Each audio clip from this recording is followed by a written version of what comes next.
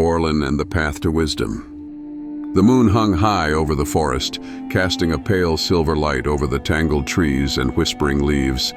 Orlin, with the crystal still warm in his palm, walked deeper into the woods. The ancient power it held pulsed gently within him, like a second heartbeat. Each step he took seemed to echo with the weight of the knowledge he now possessed, but there was an unsettled feeling in his chest. He had spent the evening practicing with the crystal's power, shaping the earth and bending the air, but he knew that such magic required more than just skill. It needed guidance, wisdom. He had unlocked the secrets of forgotten civilizations, yes, but he felt a nagging emptiness, as though something important had been left unsaid by the library and the figure within the crystal's visions. There must be more, he thought. As Orlin wandered, lost in thought, he heard a sound. A rustling in the branches overhead. He stopped, his senses alert. The forest was still, save for the distant call of night birds, but this sound was different. It was deliberate, almost as if something, or someone, was waiting for him. He looked up. Perched upon a low branch of an ancient oak was a large owl.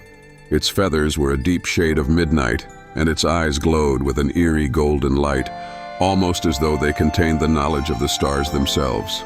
The owl's gaze met Orlin's, and for a moment time seemed to stretch, as though the forest itself was holding its breath. "You seek something?" the owl said, its voice low and rich, like the rustling of dry leaves in the wind, "but you are unsure of what it is you truly need." Orlin was startled. In all his years of study, he had never heard an animal speak. Yet something in the owl's tone resonated with the ancient magic of the forest. He nodded slowly. "I have unlocked great power from the crystal, but something feels incomplete. I don't know how to balance what I now hold within me." The owl tilted its head, considering Orlin carefully. "You seek balance, young wizard, but balance cannot be found in the haste of your actions. It is woven slowly, over time, with patience and intention, and I thought I could shape the world," Orlin confessed, "but now I see the dangers in doing so.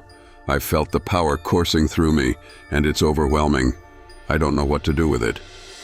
The owl blinked, its eyes reflecting the moonlight like two orbs of molten gold. "Power is not what defines a wizard," it said softly. "It is wisdom that shapes a true wizard's path. Power without wisdom is like a river without a dam. Its current will consume everything in its path." Orlin swallowed hard.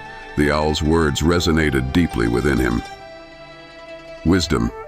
He had sought knowledge his entire life, but perhaps what he lacked was the wisdom to truly understand how to use that knowledge for the greater good. "What should I do?" Orlin asked, his voice tinged with uncertainty. "I have the power to shape reality, but I feel as if I'm on the verge of losing myself to it." The owl spread its wings slowly, a great and deliberate motion. "You must learn to listen, young wizard, not just to the world around you, but to your heart. The crystal has unlocked much for you, but it cannot teach you the quiet patience of understanding." Orlin frowned, staring at the owl intently. "But what if I make the wrong choice? What if I use the crystal's power carelessly?" The owl's eyes softened. "That is the greatest fear of every wizard. For the power to change the world comes with the fear of causing harm. But do not let fear guide your actions. Fear clouds judgment, and wisdom cannot grow in its shadow."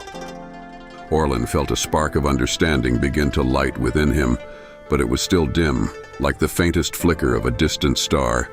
"How do I begin?" he asked. The owl shifted its weight, settling more comfortably on the branch. "You begin with silence. Seek moments of stillness, when your mind is not consumed by your desire for change. In those moments, you will find clarity. The world does not need to be shaped in haste. It requires patience, and above all, it requires love. Not the kind of love that forces, but the kind that nurtures." Orlin stood in awe, his heart heavy with the weight of the owl's wisdom.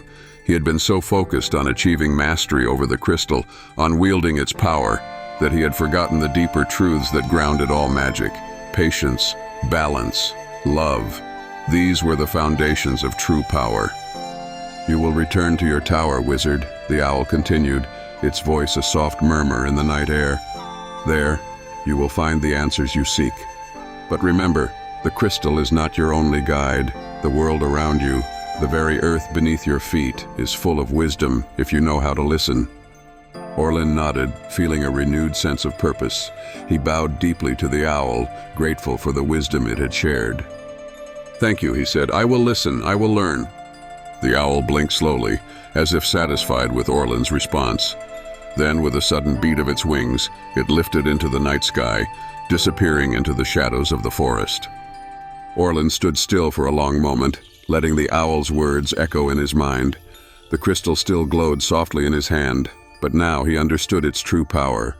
And perhaps for the first time, Orlin felt ready to walk the path of a true wizard, not one who sought to change the world through sheer force, but one who understood the delicate art of listening, learning, and growing.